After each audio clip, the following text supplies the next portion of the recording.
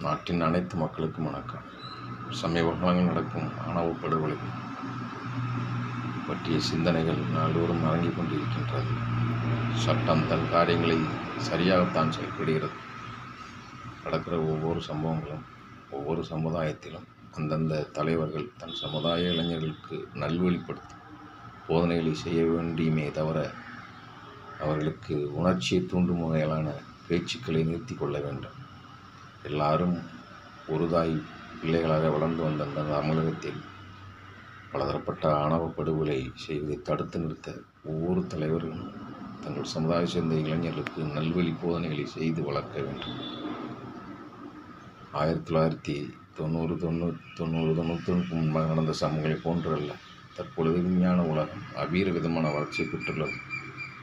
யார் தவறுகள் செய்தாலும் தண்டனை அனுபவித்து தீர வேண்டும். இதற்கு வக்காலத்தை வாங்க வேண்டிய அவசியமே இல்லை. எவர்கள் தவறு செய்தாலும் தட்டி கேட்டு நியாயத்தை சரியாக பேசி அவர்களை சமாதான வழியில் அனைத்து சமூகத்திலும் ஒன்றுமையாக செயல்பட வேண்டியதான் இந்திய திருநாட்டின் சட்டத்திட்டங்கள். அதற்குட்பட்டு நடக்க வேண்டும் என்று கூறி முடிக்கிறேன். நன்றி, வணக்கம்.